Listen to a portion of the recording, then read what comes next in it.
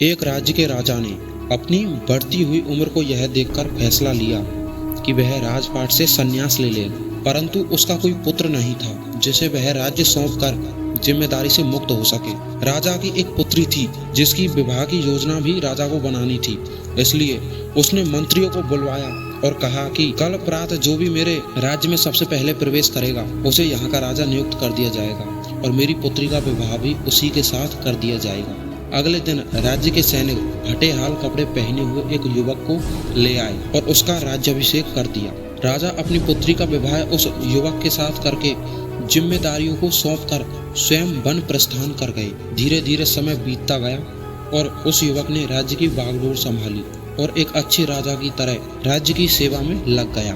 उस महल में एक छोटी सी कोठरी थी जिसकी चाबी राजा हमेशा अपने कमर में लटकाए रहता था। सप्ताह में एक बार वह उस कोठरी में जाता, आधा एक घंटा अंदर रहता और बाहर निकलकर बड़ा सा ताला उस कोठरी में लगा देता था और अपने अन्य कार्यों में लग जाता। इस तरह राजा के बार बार उस कमरे में जाने से सेनापति को अचंभा होता है कि राज्य का सारा खजाना, सारे रत्नमणि, हीरे जवाहरात तो खजांची के पास है, सेना के शस्त्रागार की चाबी मेरे पास है और अन्य बहुमूल्य कागजातों की चाबी मंत्री के पास है। फिर इस छोटी सी कोठरी में ऐसा क्या है जो राजा हर सप्ताह यहाँ अंदर जाता है और थोड़ी देर बाद बाहर निकल आता है। सेनापति से रहा नहीं गया, उसने हिम्मत करके राजा से पूछा कि राजन, यदि आप क्षमा करें तो यह बताइए कि उस कमरे में ऐसी कौन सी वस्तु है जिसकी सुरक्षा की आपको इतनी फिक्र है। राजा गुस्से से बोले, सेनापति, यह तुम्हारे पूछने का विषय नहीं है, यह प्रश्न दोबारा कभी मत करना। अब तो सेनापति को और भी शक हुआ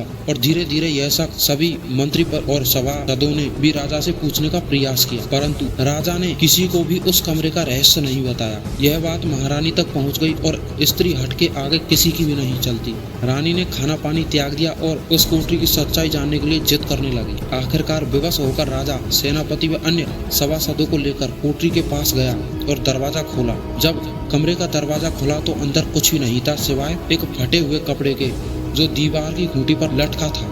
मंत्री ने पूछा कि महाराज, यहाँ तो कुछ भी नहीं है।